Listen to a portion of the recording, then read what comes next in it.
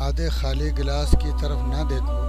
اس مشہور قول سے مجھے وہ قصہ یاد آ گیا جو ایک رائٹر کا ہے، جو اپنے گھر کی لائبریری میں داخل ہوتا ہے اور قلم پکڑ کر اپنے ساتھ پیش آمدہ ماضی کے حوادث بیان کرتے ہوئے لکھتا ہے: میرا آپریشن ہوا، کئی مہینے تک صاحب فراش رہا، میری عمر 60 برس ہو گئی اور میری وہ ملازمت بھی جاتی رہی جو میں 30 سال سے کر رہا تھا۔ میرا بیٹا کار حادثے کی وجہ سے میڈیکل کالج میں فیل ہو گیا۔ پھر صفحے کے آخر میں لکھتا ہے: ہائے یہ سال کتنا منحوس ہے۔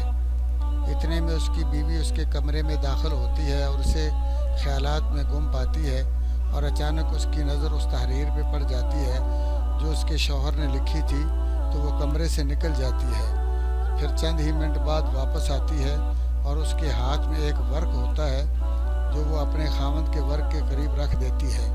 جب شوہر بیوی کا ورق پڑھتا ہے تو اس میں لکھا ہوتا ہے: پچھلے سال تم ان شدید تکلیفوں سے شفا یاب ہوئے جو سال ہا سال سے تمہیں ذبح کر رہی تھیں، اور آپ 60 سال کی عمر کو پہنچنے کے باوجود مکمل صحت مند ہیں۔ ملازمت سے ریٹائر ہو گئے ہو تاکہ کچھ ریسٹ کر لو اور کچھ کتابیں لکھ کر فروخت کرو۔ تیرا بیٹا ذاتی طور پر ایکسیڈنٹ میں مرنے سے بچ نکلا اور وہ زخموں سے بھی محفوظ رہا۔ پھر صفحے کے آخر میں لکھا: کتنا شاندار ہے یہ سال جس میں اللہ نے ہم پر اتنے زیادہ کرم فرمائے۔ جن حادثات کے بارے میں بیوی نے تبصرہ کیا، یہ بالکل وہی حادثات ہیں جن کے بارے میں اس کے شوہر نے لکھا تھا، مگر بیوی نے جس زاویے سے دیکھا وہ شوہر کے زاویے کے بالکل برعکس ہے۔ ہم میں اکثریت کی سوچ بھی کچھ ایسی ہی ہے، کیونکہ ہماری اکثریت ہمیشہ نقصانات کو مد نظر رکھتی ہے اور فوائد کو نظر انداز کر دیتی ہے۔ جیسے کچھ لوگ کہتے ہیں: میری بیوی بہت متعصب ہے، بالکل بھی برداشت نہیں کر سکتی، جبکہ کچھ لوگ اسی کیفیت کو یوں تعبیر کرتے ہیں: الحمدللہ میری بیوی متعصب ہونے کے باوجود بہت با اخلاق ہے۔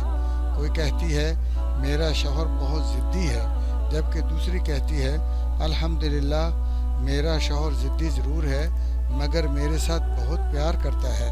کوئی کہتا ہے: میرا گھر چھوٹا اور بہت تنگ ہے، جبکہ دوسرا کہتا ہے: الحمدللہ میرے پاس کم از کم سر چھپانے کو گھر تو ہے۔ کوئی کہتی ہے: میرا باپ میری آزادی کے خلاف ہے، جبکہ دوسری کہتی ہے: میرے والد میرا بہت خیال رکھتے ہیں۔ تصویر کا دوسرا رخ یعنی ہماری زندگی کا ایک دوسرا پہلو بھی ہوتا ہے جس سے استفادہ کرنا ہم پر واجب اور ضروری ہے۔ یاد رہے، زندگی بار بار آنے والے تکالیف، مصائب اور طبقاتی اختلافات وغیرہ کا تسلسل ہے۔ دل کی تسکین کے لیے بخاری اور مسلم کی یہ حدیث سنیں جس میں نبی مکرم صلی اللہ علیہ وآلہ وسلم نے فرمایا: ہمیشہ اپنے اوپر کے بجائے نیچے والے کو دیکھو تاکہ تم اپنے اوپر نعمتوں کو حقیر نہ سمجھو۔ جبکہ بخاری کے الفاظ ہیں: جب کسی کی نظر کسی ایسے شخص پر پڑے جو مال و دولت اور تخلیق میں اس سے افضل ہے تو اسے اپنے سے کم تر کی طرف دیکھنا چاہیے۔ سو اپنی تھوڑی تنخواہ کے ناکافی ہونے پر افسردہ ہونے والے اسے یہ بھی ذہن نشین رکھنا چاہیے کہ یہاں کچھ ایسے بھی ہیں جن کی سرے سے نہ کوئی تنخواہ ہے نہ کوئی دوسری کمائی،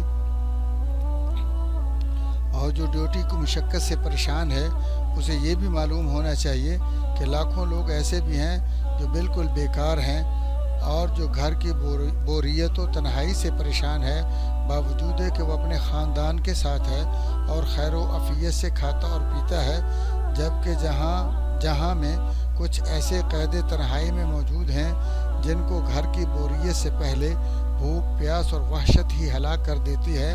جبکہ ہماری پرابلم یہ ہے کہ ہم ہر چیز چاہتے ہیں، اور دوسری مشکل یہ ہے کہ ہمیں جتنا بھی مل جائے ہم مزید کے چکر میں رہتے ہیں۔